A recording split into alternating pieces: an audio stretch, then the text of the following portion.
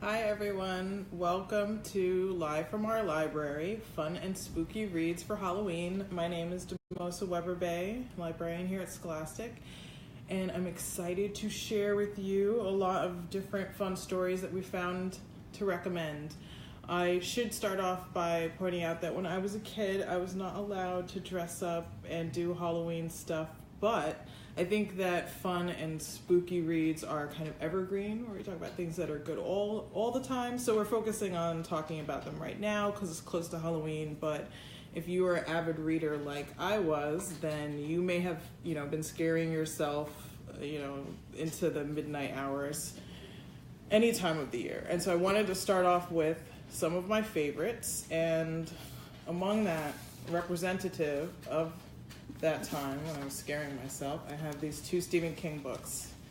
So we are going to put a list up for you with all of the books, of course, and that we recommend. And on that list, you'll see Stephen King's It, because that is the first book that I read that was over 1,000 pages. Stephen King made me understand page turners, and I would stay up until, I'd read them on the train commuting, but then until 3 or 4 in the morning finishing a book. I remember finishing It and cowering under the covers until the morning when the sun came up because I was so scared.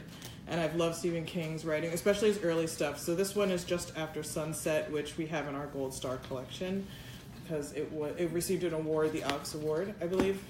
Hopefully I didn't get that wrong. For books that teenagers might like, written for adults. And then this one, Stephen King on Writing, which is one of the most amazing books out there about the writing process for any of you that are interested in becoming writers. And he talks a lot about being someone who's a genre writer and, whether or not people take it seriously and just kind of like playing with the stereotypes there are about him as a writer who writes pop stuff. But I love Stephen King.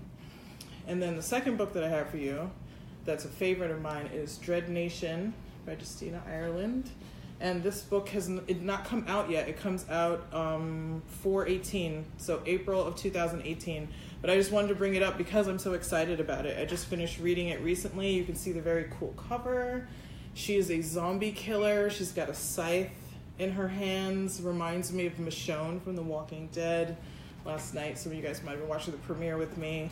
And so she lives in kind of the Civil War era, a little bit afterwards, and everybody had to stop fighting because zombies rose up from the earth, and as opposed to fighting each other, they had to start fighting zombies.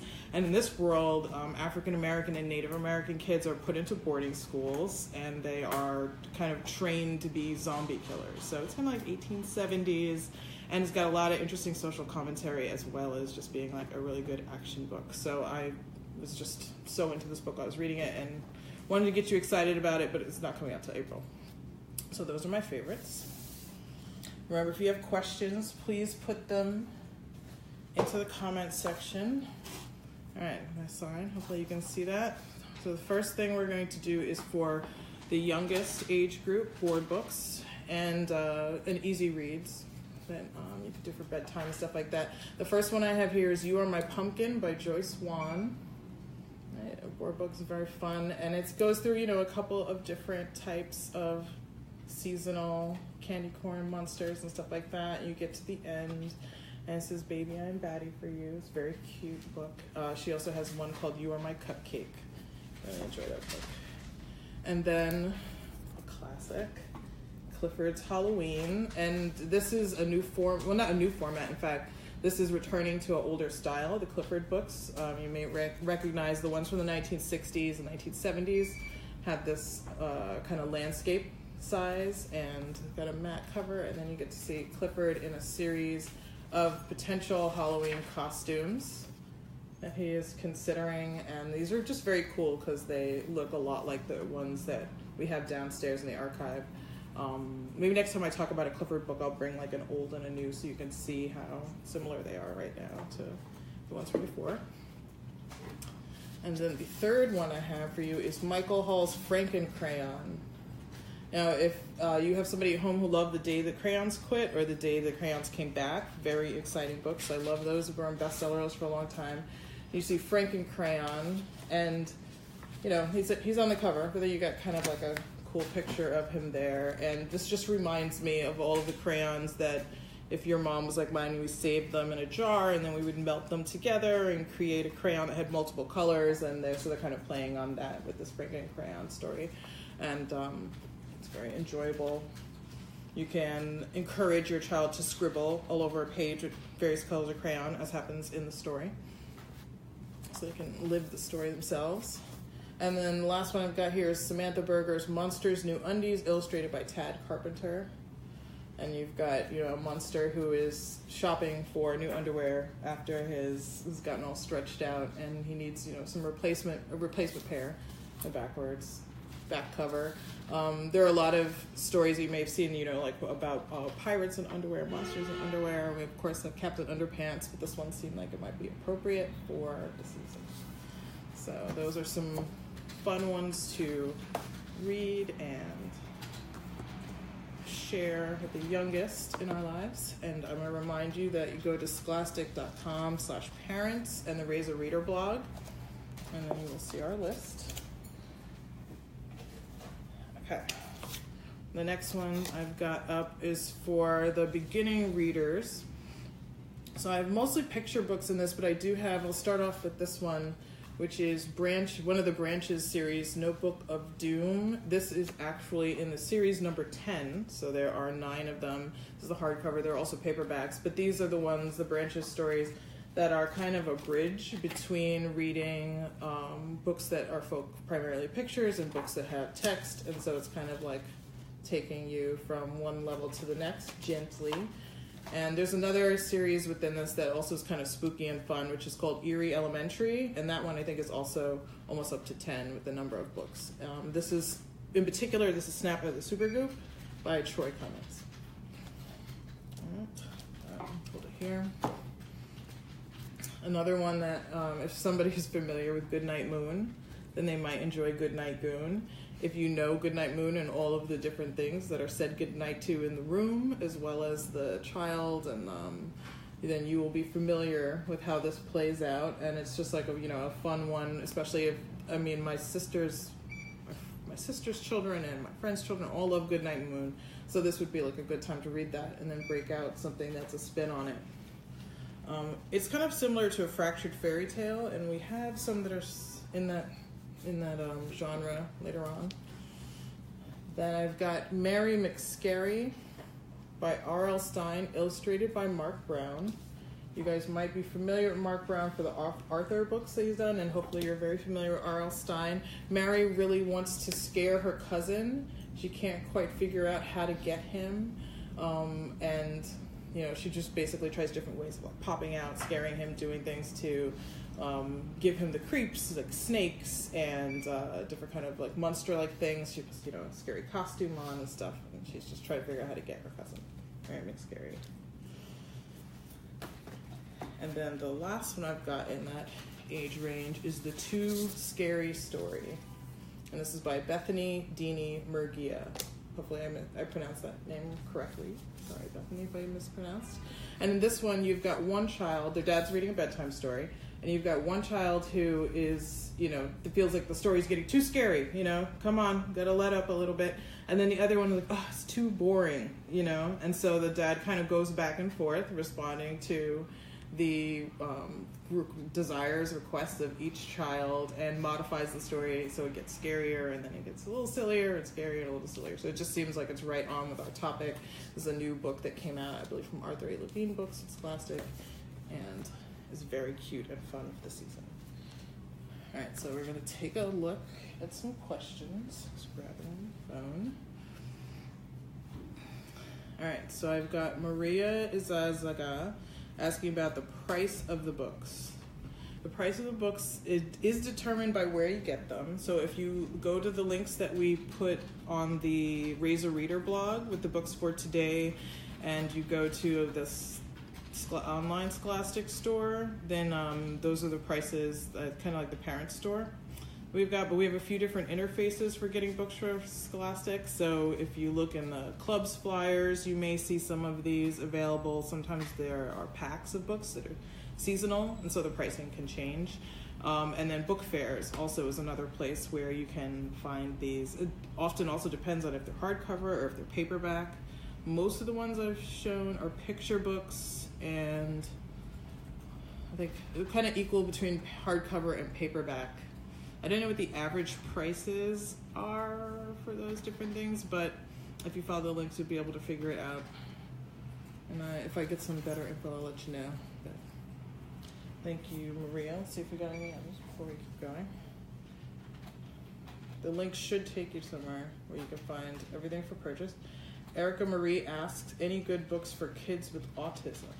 I have to take a look. I know that we did a post earlier in the summer. I think it was the month of July. We were talking about books for people who had different learning experiences. I think that was the name of the post, but I'll go back and check.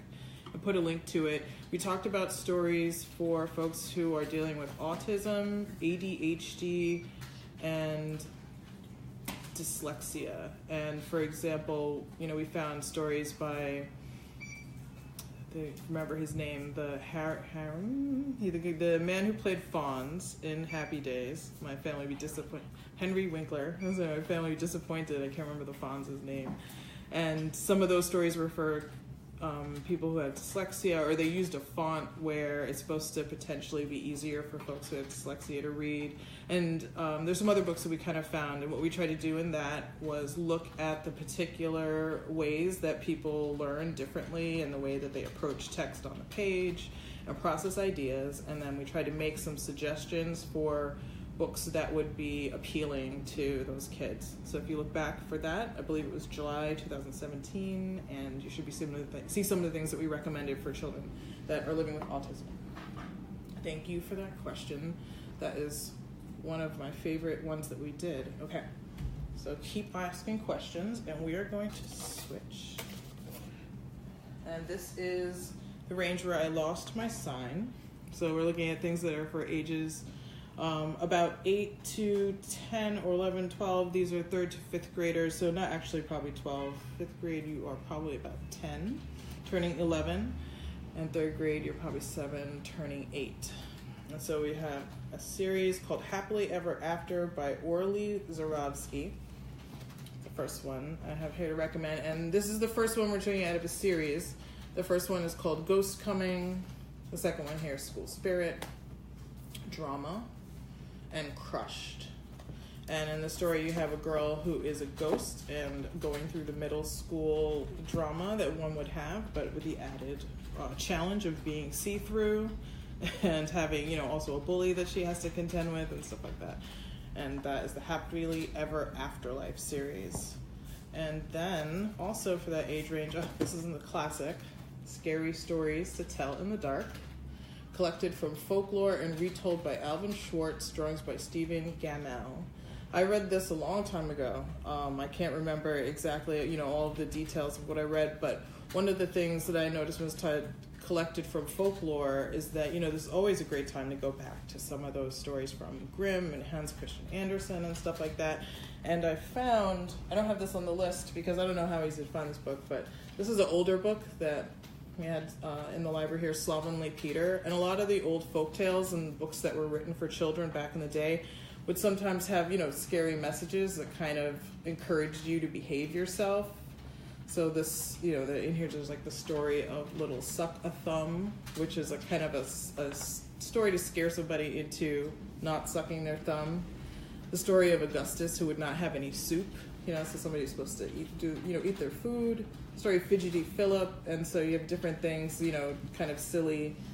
Sophie Spoil-all, someone who's spoiled. So the title character, Slovenly Peter, and this book itself, I think these stories go back to double check the date. I think it was the 30s, although this is a later edition. I was looking it up trying to find the background of that older book. And so, Scary Stories to Tell in the Dark has things that are collected from folklore, and, the Grimm's fairy tales, stuff like that are always fun to break out at this time. And so put that here. The next one I have for 3rd to 5th graders is Shadow House. This is number 3 by Dan Poblocki, No Way Out. The first book starts off with the kids in a haunted house. They all come there for a different reason, the kind of cast of characters. One is trying to go to boarding school. One thinks that they're escaping their life as a kind of a like a child actor and all the demands of that, and they're going to go to a special kind of a camp. Another one thinks it's a music program, and so they each come there for different reasons and then kind of get swallowed up into a scary haunted house. And so that's the first book, and that sets the series, and this is the third one, which is coming out, or has come out recently. And then the last one that I have for that age range, 3rd to 5th graders, is Graveyard Shakes by Laura Terry, which is a new title from our graphics imprint. And this author came by the office at Scholastic downtown Manhattan to visit us a while ago and kind of talk to us about her own experience being in school and how that led to her telling this particular story. So we're very excited to have her book out right in time for the spooky fun holiday season. That and many other graphics titles are fun for right now, like Ghostopolis or Bad Island by Doug TenNapel. Those are some fun ones you could also break out for the season. So let's see. We're going to see what questions we've got. Nee Nichols, do you have any books for kids that are legally blind? That is a great question. I know, let's see. Think my brain. There's a book that came out, not by Scholastic, by another publisher that won an award recently, and it's about the invention of Braille. The title of that one, I'll put it into the comments section. And there are, like I have here in the Scholastic Library, some copies of the Harry Potter, I think number 7 in Braille. It's interesting because it takes up, we're all familiar with how big the Harry Potter book's up, but the Braille copy for book 7, I think it fills an entire box, and that's just 5 out of the 7 or 8 volumes that are all super thick that make that up. So they are available, a lot of different titles. I know there's a library here in New York City that shares Braille titles of books for folks. If you let me know which ones you're looking for in particular, then I could try to see if there are Braille editions available for them and put them into the comment section below that. And that would be the best way to narrow it down. Or I'll see if I can find some links for places where you can find different titles in Braille. Audiobooks are another great option for somebody who is legally blind. A lot of the books that I talk about that are in the middle grade to high school area, you'll be able to find an audio download for. And for some Scholastic picture books, there's a I wish I had one in front of me, there's kind of a package that you can get that'll have, say, like Giraffes Can't Dance inside of it, the picture book, and then there'll be a CD that has the audio version of the book, so that, I think those are the ones where it has the beep, when you turn a page, something similar to that, but still you have the audio version of the book, so that's another option for folks who are legally blind to do audiobooks, and if they've learned Braille, then the opportunity to look at that. Okay, thank you. Great question. I don't know if I've gotten that one before. Jennifer Cash says, I have the book Scary Stories. It's great. I know that one. I have an old copy, on a bookshelf at home. I got this from downstairs. I love Scholastic books. Miss my kids being in school so we could buy them off the order form. Oh, I miss buying them off the order form myself. I still enjoy looking at it when it comes every month, just to see and relive that 2nd grade moment I had where every month I was buying the new Babysitter's Club book. And then Desiree H, that was Jennifer, thank you Jennifer. Desiree H asks suggestions for 1st and kindergarten. Okay, so in our pile of books for 1st and kindergarten, which is this one, I have mixed everything up. We had one kind of a bridge book, which was the Branches is the imprint or the format kind of that we've got, and then Notebook of Doom, and I also recommended Erie Elementary, Goodnight Goon, Mary McScary, and then the Too Scary Story. And you can look at scholastic.com/parents, the Raise a Reader blog, and we'll have that list. They also have a lot of different lists that are by interest and also by age range and stuff like that, where you could look for different kind of titles for now, if you're looking for spooky and fun stories, but also just anything seasonal or that is interest based. They've got a lot of lists, and you can also look on the Facebook page for this, where this is playing. We're going to put the link in there, and continue to share that link so you can find all of the different recommendations that we've got. Thank you for those. Keep the questions coming. And we're going to move into the older half. So now I've got 6th through 8th grade. I'll get my sign. Thank you to my summer intern, Chloe, who made the signs. I apologize for losing the 3rd to 5th grade one. First one I've got is Frozen Charlotte. All right, this has a new cover. This is by Alex Bell. This book is on my to-read list, actually. So I'm going to read off the back of it so that you can hear a little bit of what it's about. It says, when her best friend dies under mysterious circumstances, Sophie sets off to stay with her cousins on the remote Isle of Skye. It's been years since she last saw them. Brooding Cameron with his scarred hand, Piper who seems too perfect to be real, and peculiar little Lilius with her fear of bones. Still, Sophie never expected the strange new rules the family now lives by. Make no mention of Cameron's accident. Never leave the front gate unlocked. Above all, don't speak of the girl who's no longer there, the sister whose death might have closer ties to Sophie's past, and more sinister consequences for a future than she ever knew. So this is the new paperback cover for Frozen Charlotte. I wanted to share that one because there's stories like Doll Bones and stuff like that kind of have like a similar spookiness to the cover, and this one reminds me of that. Let's go to this next one, The Apprentice Witch by James Nichol. New one that we had coming after the season. And in this one you got a young girl who's in school, and she wanted to basically be trained to be a witch, but she ends up instead only being able to be an apprentice. And so kind of going through what that means. It reminds me of the Jedi Academy stories, where he wanted to go to the kind of schools that all of his friends were going to, and then he got the secret letter that he was in fact accepted to Jedi Academy. And so it may not be what you first wanted, but it ends up being a wonderful adventure, is kind of what goes on in Apprentice Witch. So I recommend that one. And then I've got Beanstalker and Other Hilariously Scary Tales. Right? And this story is by Kirsten White. And this one is another one that's kind of like a spin on different stories that you may be familiar with. So a little earlier I used the term fractured fairy tales. I'm trying to remember which book I was talking about. Oh, this one. I was talking about Goodnight Goon and how you take a story that we're familiar with and then kind of put a spin on it. And if you've read or heard about fractured fairy tales, it kind of takes the rules that we know for typical fairy tales, or it takes different stories and then they mix them all up together and kind of play against the things that we already know. So that's what's going on in Beanstalker and Other Hilariously Scary Tales. And then the final middle grade stuff that I have, although depending on the maturity of age of your reader, they may start reading these earlier than middle school. R.L. Stine. This one is Slappy World, one of the newest series that we've got, and this is book number 3, I Am Slappy's Evil Twin. And then a classic, Goosebumps' Most Wanted, Planet of the Lawn Gnomes. If you saw the movie last year, that scene with the lawn gnomes in the kitchen was like fantastically fun and scary and spooky, without being too intense. But just they kept on breaking and then like reassembling back together and then hobbling over to chase them. So that was a fun one. If you haven't seen the Goosebumps movie, I would recommend going out and seeing it this season and just enjoying R.L. Stine. I used to read his Fear Street stuff when I was prior to my Stephen King phase. I went through an R.L. Stine and also Christopher Pike phase. So that is my transition to 9th to 12th grade.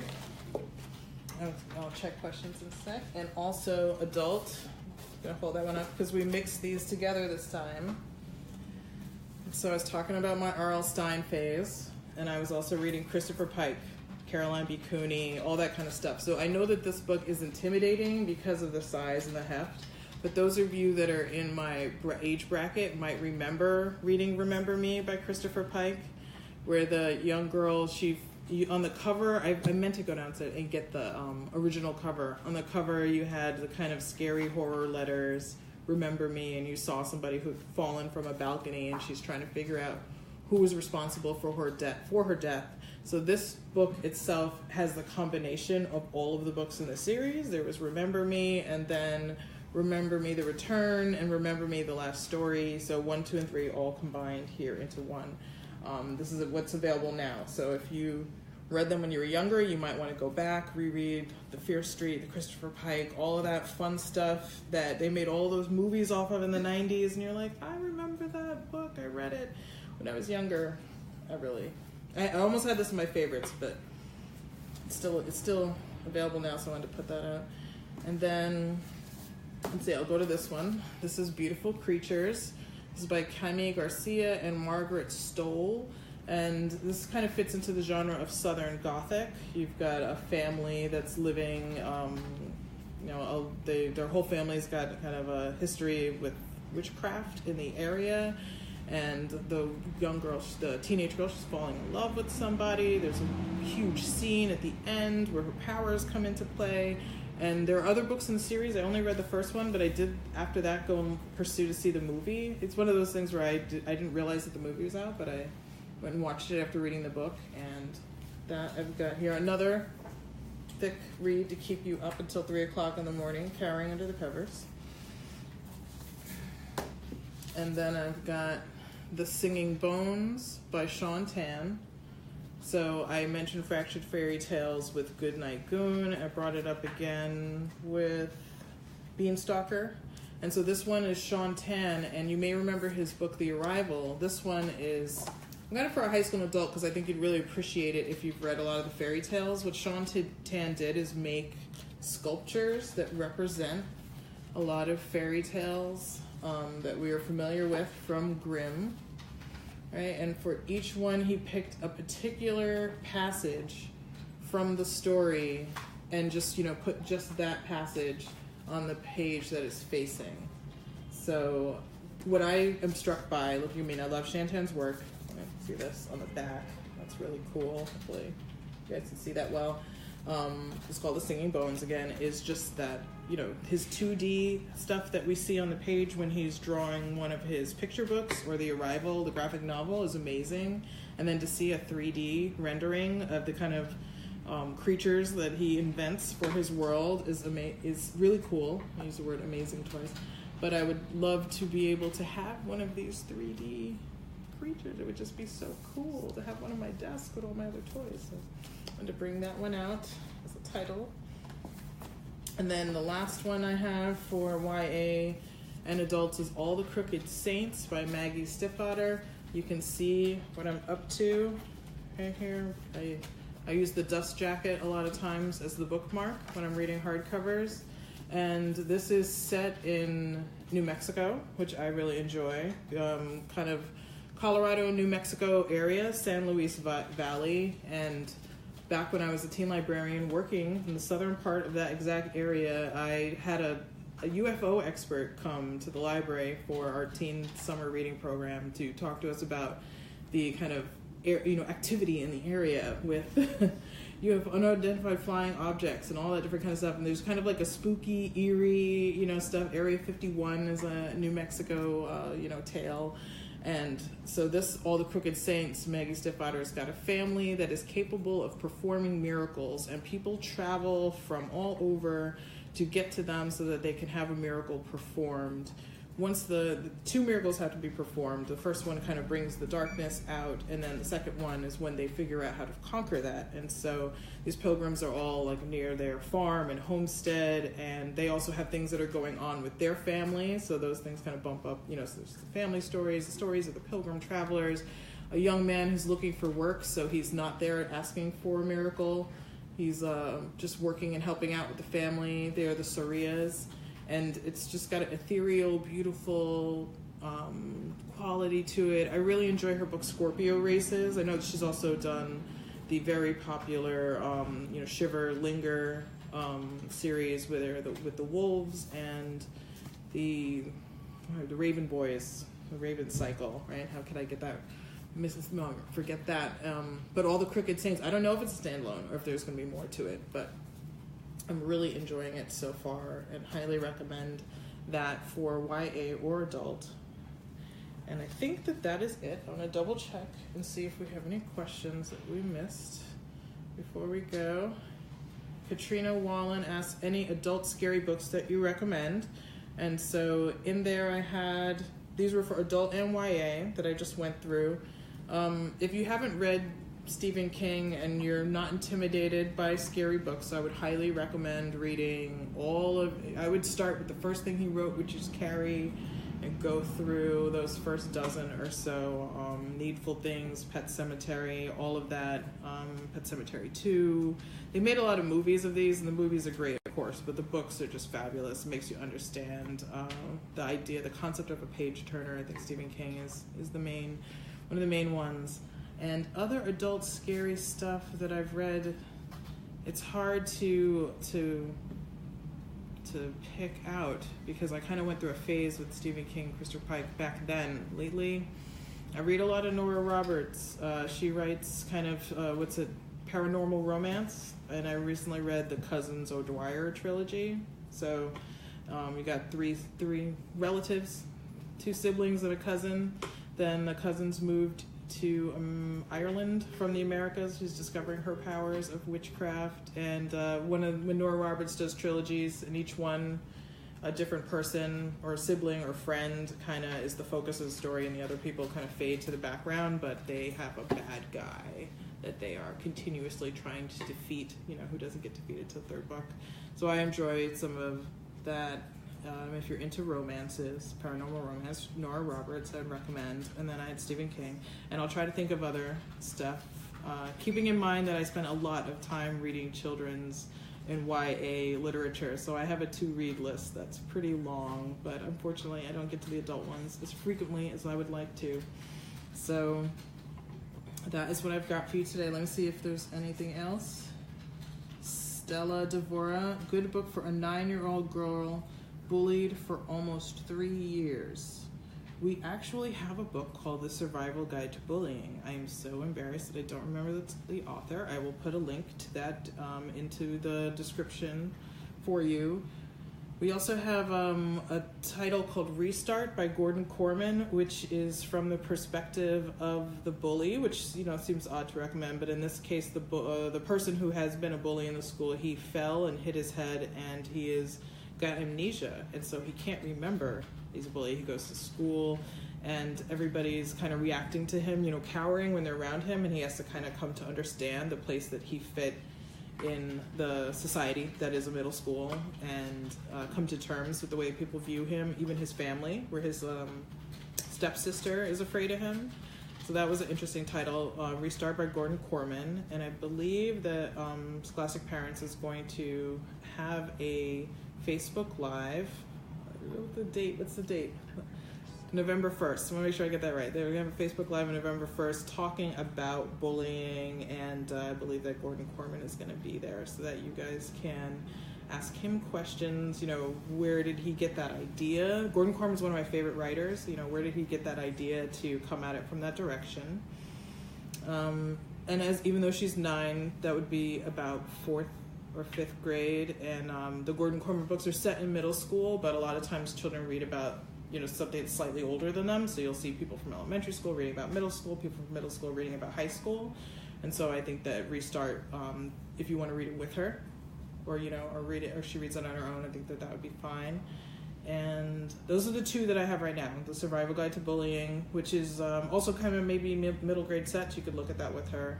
Restart by Gordon Korman, and I will take a look and see what else that I can recommend for you, especially when you say 3 years. That is very concerning. I appreciate your question, and I will do my best to find some good recommendations for you that I will put in there, Stella. And then Jennifer Schwab Daughtry asks, second grader reading on a 5th grade level, but needs something appropriate for a 7-year-old. That was me, right? Back when I was younger, reading on a 5th grade level. I mean, I think that is Goosebumps too scary? I would say no. But there was there's that stuff. The Erie Elementary is definitely 2nd grade level. The Goosebumps is a little higher. Scary Stories to Tell in the Dark is probably okay. It depends on how scared she gets of stuff. I definitely have a niece who's, young, and she's not afraid to watch The Walking Dead, although she shouldn't be, but, it doesn't give her, nightmares or anything, so she's reading the graphics Goosebumps illustrated Goosebumps stories. That's another kind of way that you can encounter Goosebumps, is to read some of the graphics comic books, and she's doing fine with them. So depending on what she's looking for, because you didn't say scary in particular, I will put some recommendations. We've had this question a couple times, where you've got somebody who is reading above their grade level, but then you're trying to find something that is would be interesting to them. So the I Survived stories, if we're not talking about stuff that's strictly scary books, then maybe like the I Survived stories by Lauren Tarshis is good stuff, or the ones with our time traveling golden retriever. Kate Messner is the author in the title of it. I'll put the link to that also into the comment for you. Those are books that are kind of episodic. They're set at different moments in history, so might awaken her interest in things that have happened in the world. And in I Survived, you have a kid who's survived different experiences, like the sinking of the Titanic, or a blizzard, or a fire, explosion of a volcano, and things like that. That I think that a 7-year-old could probably handle. They're interesting because they're real world, and would be something that would be appealing potentially. So I will keep looking and give you some ideas. Remember to go to scholastic.com/parents, raise a reader blog, and also look on the Scholastic Parents Facebook page. We're going to post a link.